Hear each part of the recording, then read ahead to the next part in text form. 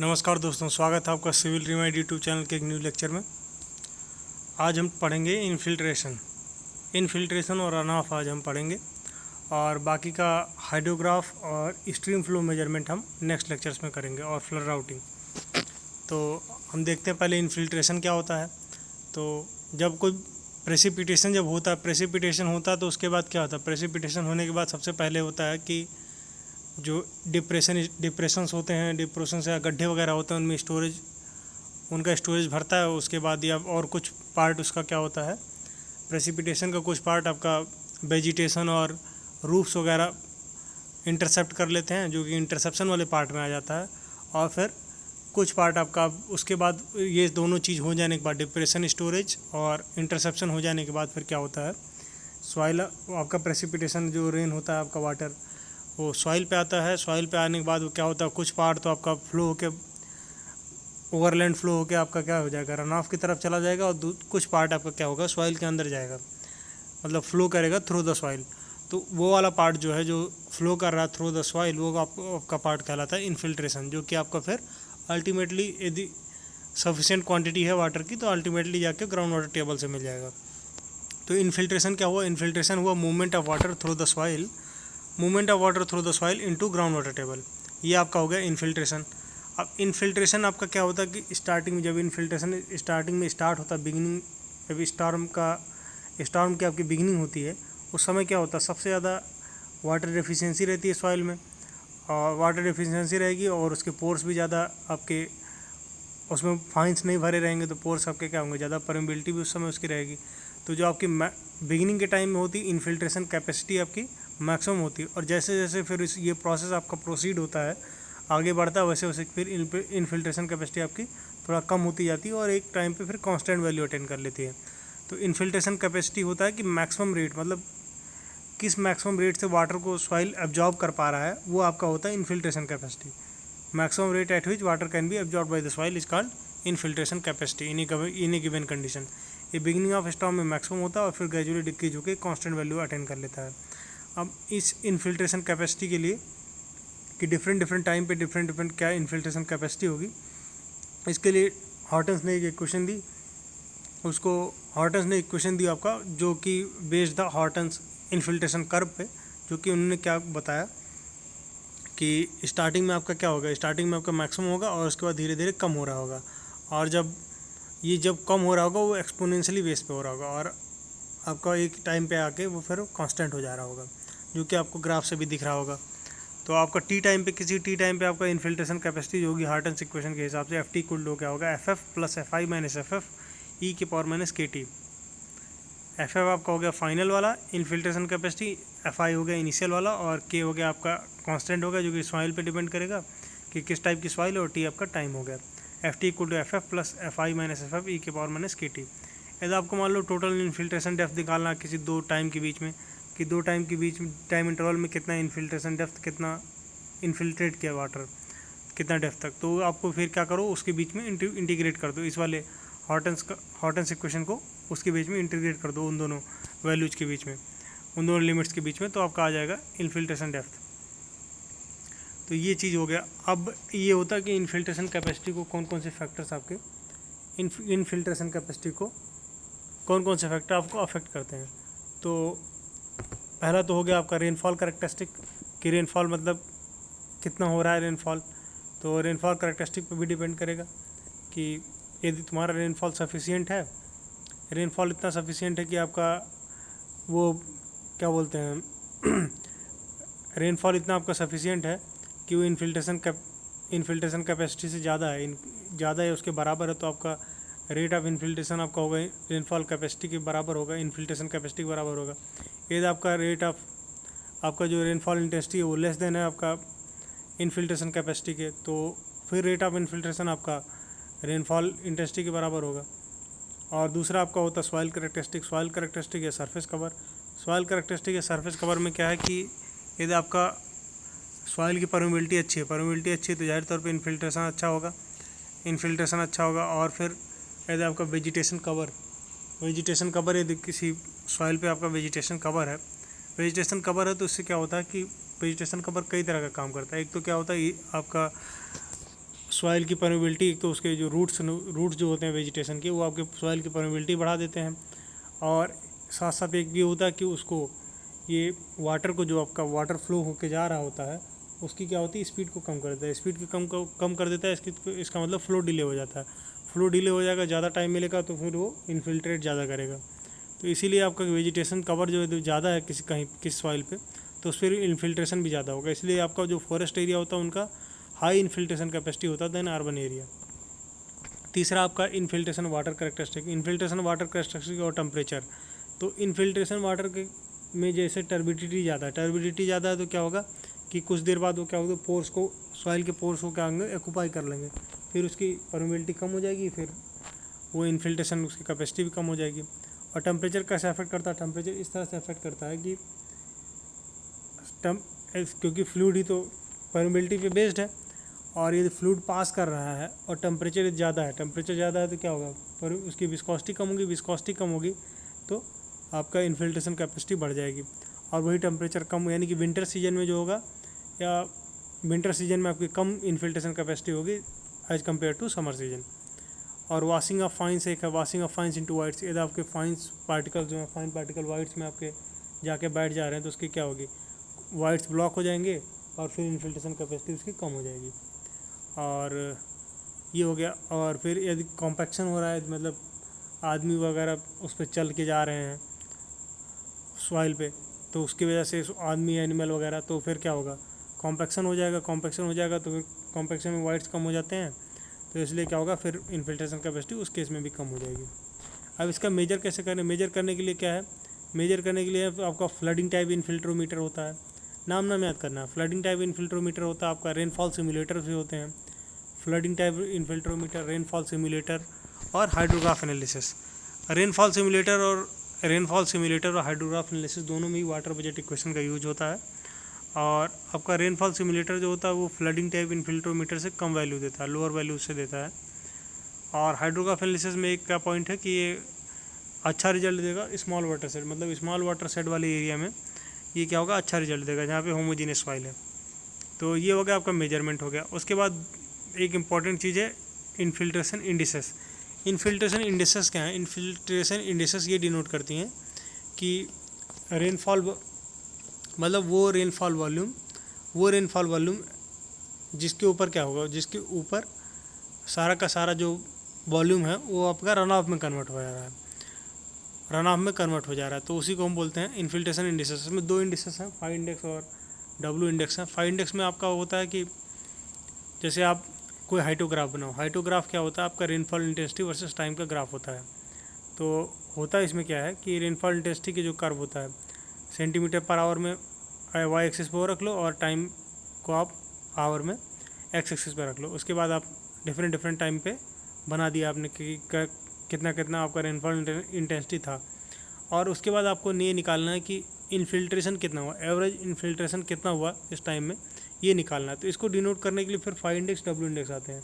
तो phi index क्या denote करता है, फाई इंडेक्स डिनोट करता है कि average infiltration rate during period of rainfall excess, मतलब ये उस एवरेज इन्फिल्ट्रेशन रेट को डिनोट करता है उस टाइम को in the period of rainfall excess. Rainfall excess कौन सा पीरियड है, रेनफॉल एक्सेस वो वाला पीरियड है जब रेनफॉल आपका कंट्रीब्यूट कर रहा है रन ऑफ में, रेनफॉल आपका रन ऑफ में कंट्रीब्यूट कर रहा है, उस उतने पीरियड वाले को हम कहेंगे पीरियड ऑफ रेनफॉल एक्सेस। तो जैसे आपने देखा होगा कि फाई इंडेक्स वाला इसमें दिखा भी रखा है कि जैसे 1 वाले केस में, 3 वाले केस में, 4 वाले केस में आपका जो रेनफॉल है वो क्या है कि आपके एवरेज इन्फिल्ट्रेशन रेट से ज़्यादा है, इसका मतलब उस समय आपका रन ऑफ में कंट्रीब्यूट हो रहा है। लेकिन A2 और A5, 2 और 5 केस में क्या है कि आपका जो रेनफॉल वो क्या है कि phi index average infiltration rate से भी कम है। तो सारा का सारा ये तुम्हारा क्या होगा, इन्फिल्ट्रेट ही कर जाएगा, रन ऑफ में कंट्रीब्यूट नहीं करेगा। तो ये वाला हम कंसीडर नहीं करते हैं फाई इंडेक्स में। तो फाई इंडेक्स वाला क्या होगा, अब इसमें यदि हम एरिया देखें तो क्या होगा, एरिया क्या होगा 1 2 3, ये 1 3 4 का एरिया जो होगा, एरिया क्या आपको दे रहा होगा, डेप्थ तो ही दे रहा होगा और टाइम आपका दे रहा होगा आवर। तो एक तरह से फाई इंडेक्स जो आएगा सेंटीमीटर पर आवर में ही आएगा। तो A1 + A3 + A4 upon T1 + T3 + T4 ये हो जाएगा आपका फाई इंडेक्स। और इस तरह से ये एक थ्योरेटिकल डेफिनेशन हो गया, निकालते कैसे हैं उसको भी बताएंगे। डब्ल्यू इंडेक्स क्या होता है? डब्ल्यू इंडेक्स होता है आपका entire period of rainfall, average infiltration rate during entire period of rainfall, average infiltration rate during entire period of rainfall, यानी कि डब्ल्यू इंडेक्स होगा A1 plus A2 plus A3 plus A4 upon T1 plus T2 plus T3 plus T4 plus T5, ये हो जाएगा आपका W index. W index आपका क्या होगा? डब्ल्यू इंडेक्स को एक और टर्म में लिख सकते हैं, यदि हम आपको टोटल आपको दिया होगी प्रेसिपिटेशन, टोटल रेनफॉल डेप्थ इतना है, रन ऑफ डेप्थ इतना है और लॉसेस इतने हैं और कितने टाइम में हो रहा है ये दिया है। तो डब्ल्यू इंडेक्स आपका क्या होगा? डब्ल्यू इंडेक्स में जो आपका इनिशियल लॉसेस है जैसे कि डिप्रेशन, स्टोरेज है और इंटरसेप्शन है, ये इनिशियल लॉसेस को इनफिल्ट्रेशन क्वांटिटी की तरह नहीं ट्रीट किया जाता डब्ल्यू इंडेक्स में, जबकि फाइव इंडेक्स में क्या था? इनिशियल लॉसेस को भी इनफिल्ट्रेशन क्वांटिटी की तरह ट्रीट किया जा रहा था, इसलिए फाइव इंडेक्स जो आ रही थी वैल्यू डब्ल्यू इंडेक्स से ज़्यादा आएगी, 5 ग्रेटर देन और इक्वल टू डब्ल्यू। और यदि यही यूनिफॉर्म रेनफॉल का केस होता तो 5 इक्वल टू डब्ल्यू हो जाता। तो डब्ल्यू इंडेक्स को आप कैसे कर सकते हैं? आपको क्या होगा कि P माइनस आर करोगे, P minus precipitation total rainfall depth minus run of, तो इनफिल्ट्रेशन आना चाहिए, लेकिन इसके साथ और माइनस क्या करना पड़ेगा? Initial losses. तो P minus R minus delta L upon t, ये आ जाएगा डब्ल्यू इंडेक्स। और ये डेल्टा एल कहीं कहीं नहीं दिया रहता तो डब्ल्यू इंडेक्स को सिंपली लिख सकते हो P minus R by t, ठीक है। अब ये हो गया आपका डब्ल्यू इंडेक्स। तो अब क्या हुआ? अगर क्वेश्चन में यही दिया रहेगा, क्वेश्चन में दिया रहेगा आपका P दिया रहेगा, R दिया रहेगा, T दिया रहेगा, नहीं दिया रहेगा तो आपका क्या दिया रहेगा? हाइड्रोग्राफ के टर्म में दिया रहेगा। तो ये हाइड्रोग्राफ के टर्म में दिया रहेगा तो वहाँ से आप P निकाल लोगे, रन ऑफ आपका दिया रहेगा और टाइम आपको वहाँ से पता रहेगा, तो आपको डब्ल्यू इंडेक्स निकल जाएगा। अब डब्ल्यू इंडेक्स निकल जाएगा, उसके बाद आप क्या करो? 5 इक्वल टू डब्ल्यू मानो, 5 इक्वल टू डब्ल्यू एज्यूम करके क्या करो कि देखो 5 इक्वल टू डब्ल्यू एज्यूम किया, उसके बाद देखो कितने आपकी जो रेनफॉल इंटेंसिटीज हैं उस 5 से कितने नीचे हैं, मतलब कौन कौन सी जो हैं उससे कम है, जो कम है उस वाले को एक्सक्लूड कर दो, उस वाले को एक्सक्लूड करके फिर क्या करो? उस वाले को एक्सक्लूड कर दो, ऊपर वाले क्या कहते हैं? ऊपर वाले क्या कहते हैं? न्यूमरेटर में से भी और डिनोमिनेटर में से भी, टाइम में से भी माइनस कर दो और आपको डेप्थ में से भी माइनस कर दो, तो वहाँ से आपका फिर 5 इंडेक्स निकल के आ जाएगा। तो ये डब्ल्यू इंडेक्स और 5 इंडेक्स इस तरह से सिंपली आ जाएगा। ये आपका हो गया पूरा इनफिल्ट्रेशन, ठीक है। इनफिल्ट्रेशन में यही था। और उसके बाद आपका एक चीज़ आपका होता है रन ऑफ। रन ऑफ क्या होता है? रन ऑफ देख लेते हैं। तो रन ऑफ होता है आपको रन ऑफ का पता ही है कि रन ऑफ यदि जब आपका इनफिल्ट्रेशन हो चुका है, मतलब कुछ सॉइल आपका क्या होता है, सॉइल के थ्रू आपका कुछ वाटर आपका उसके थ्रू आपका फ्लो होके जा रहा है, और फिर बाकी जो आपका कुछ सॉइल होगा वो क्या होगा कि वो कैचमेंट से ड्रेन ऑफ हो जाएगा। कैचमेंट से ड्रेन ऑफ हो जाएगा, वो किसी भी तरीके से हो सकता है, मतलब ओवरलैंड फ्लो के तरह हो सकता है, या फिर आपका ओवरलैंड फ्लो हो सकता है, मतलब लैंड के ऊपर से फ्लो होते जा रहा है, जिसको सरफेस रन ऑफ भी बोलते हैं, या इंटरफ्लो हो सकता है, मतलब सॉइल के थ्रू फ्लो होके जाए, लेकिन थोड़ी देर में ही फिर वो उस पर सरफेस पे निकल के आ जाए, तो ये इंटरफ्लो या प्रॉम्प्ट इंटरफ्लो कहते हैं। या तो फिर ग्राउंड वाटर फ्लो के बेस पे हो कि मतलब ग्राउंड वाटर में मिल गया, उसके बाद फिर कुछ टाइम के बाद, काफ़ी लंबे टाइम के बाद वो जाके फिर से स्ट्रीम फ्लो में कंट्रीब्यूट करने लगे, तो उसको ग्राउंड वाटर फ्लो कहते हैं। तो इसीलिए हम इसको क्या करते हैं, इसको हम डिवाइड करते हैं, 4 पार्ट में हम डिराइव करते हैं। रन ऑफ आपका होता है draining of precipitation from A catchment area, draining of precipitation from A catchment area. इसको हम डिवाइड करते हैं 4 पार्ट में। पहला होता है कि वो वाला डायरेक्ट प्रेसिपिटेशन जो कि स्ट्रीम चैनल के ऊपर ही हो जा रहा है। दूसरा आपका सरफेस रन ऑफ या ओवरलैंड फ्लो। तीसरा आपका इंटरफ्लो या प्रॉम्प्ट इंटरफ्लो। चौथा आपका ग्राउंड वाटर फ्लो या इसको डिलेड फ्लो भी बोलते हैं। अब इस चारों को हम बेसिकली 2 मेजर पार्ट्स में आपको हम रख सकते हैं। एक पार्ट होता है डायरेक्ट रन ऑफ का। डायरेक्ट रन ऑफ वाला पार्ट होता है जो कि रन ऑफ का वो वाला पार्ट जो कि इमीडिएटली पहुंच जाता है आपका स्ट्रीम तक, इसमें डिले नहीं होता है, इमीडिएटली ये स्ट्रीम तक पहुंच जाता है। तो इसमें कौन कौन से आएंगे? डायरेक्ट प्रेसिपिटेशन वाला पार्ट आ जाएगा, सरफेस रन ऑफ वाला पार्ट आ जाएगा और इंटरफ्लो वाला पार्ट आ जाएगा। और दूसरा पार्ट आपका होता है बेस फ्लो का। बेस फ्लो का होता है पार्ट जो कि आपका कुछ टाइम के बाद, एक लंबे टाइम के बाद आपका वहाँ स्ट्रीम तक पहुँचता है और उसको कंट्रीब्यूट करता रहता है। तो आपका जो पेरिनियल मतलब ड्राई वेदर कंडीशन में, ड्राई वेदर फ्लो में आपका जो ड्राई वेदर फ्लो होता है, मतलब कि जब आपका मिनिमम कंडीशन होती है ड्राई कंडीशन में, तो उस समय जो आपको फ्लो मिल रहा होता है, जब स्टॉर्म नहीं आ रहा होता तो उस समय जो फ्लो मिल रहा होता है वो बेस फ्लो की वजह से ही मिल रहा होता है। तो आपका जो ग्राउंड वाटर फ्लो होता है ये आपका बेस फ्लो की तरह से एक्ट करता है। तो ये तो आपका हो गया इसका डिवीजन रन ऑफ का। अब एक टर्म आपकी होती है time of concentration. Time of concentration क्या होता है? टाइम ऑफ कंसंट्रेशन ये होता है कि कैचमेंट के फार्देस्ट पॉइंट से, कैचमेंट के फार्देस्ट पॉइंट से किसी वाटर को आउटलेट तक पहुंचने के लिए जितना टाइम लगता है उस टाइम को हम बोलेंगे टाइम ऑफ कंसंट्रेशन, ठीक है। और आइसोक्रोन के एक टर्म होता है आपका आइसोक्रोन क्या होता है कि डिफरेंट पॉइंट्स को, अब से कैचमेंट में क्या होगा, डिफरेंट पॉइंट से आउटलेट तक पहुंचने में वाटर को क्या होता है, डिफरेंट टाइम लगेगा। तो अब हमें आइसोक्रोन क्या बताता है, आइसोक्रोन बताता है कि उस लाइन को ज्वाइन करने का जिनका इक्वल टाइम ऑफ फ्लो है, line joining points of equal time of flow, या ट्रेवल टाइम जिनका सेम है, line joining points of equal time of flow, उसको हम बोलते हैं आइसोक्रोन। वाटर ईयर क्या होता है, वाटर ईयर से यहाँ गलत लिख दिया, 31 मार्च नहीं 31 मई होना चाहिए। वाटर ईयर आपका इंडिया में जो होता है वो होता है 1 जून से 31 मई, ये मई है, मैंने यहाँ गलत लिख दिया है, मई होना चाहिए ना, जून टू मई होगा, ठीक है। Run of characteristic of stream, run of characteristic of stream में क्या है कि स्ट्रीम जो आपका होता है उसमें मतलब डिफरेंट आपका वाटर किस तरह से अवेलेबल है, वाटर किस तरह से अवेलेबल है, ग्राउंड वाटर फ्लो का कंट्रीब्यूशन किस तरह से है, इसके बेसिस पे हम 3 तरह से उसको हम डिवाइड कर सकते हैं स्ट्रीम या रिवर को। जैसे पेरिनियल रिवर है, पेरिनियल रिवर होती है उसको हम बोलते हैं कि जिसमें पूरे साल मतलब थ्रू आउट द ईयर क्या होता है उसमें आपका फ्लो बना रहता है, फ्लो उसमें थ्रू आउट द ईयर बना रहता है, और फिर ग्राउंड वाटर फ्लो में कंट्रीब्यूशन भी उसका थ्रू आउट द ईयर रहता है। दूसरा आपका होता है इंटरमिटेंट रिवर होता है कि रेनी सीजन में ही इसमें फ्लो होता है, रेनी सीजन में फ्लो होता है, और बाकी सीजन में क्या होता है इसका थोड़ा बहुत ग्राउंड वाटर फ्लो बना रहता है। जबकि एक होता तीसरा आपका एफीमेरल रिवर, एफीमेरल रिवर में क्या होता है कि फ्लो तभी होता है जब आपका क्या होता है बारिश होती है, जब बारिश आपकी होती है, स्टॉर्म जब ऑकर होता है तभी आपका फ्लो होता है, उसके पहले और बाद में फ्लो नहीं होता, सूखा रहता है। इसका ग्राउंड वाटर फ्लो में कोई कंट्रीब्यूशन नहीं होता है। और ये वो वाली रिवर्स हैं जो कि एरिड रीजन्स में मतलब शुष्क रीजन्स में हैं, उनकी वो वाली रिवर्स आपके हैं वो हैं एफीमेरल रिवर्स, ठीक है।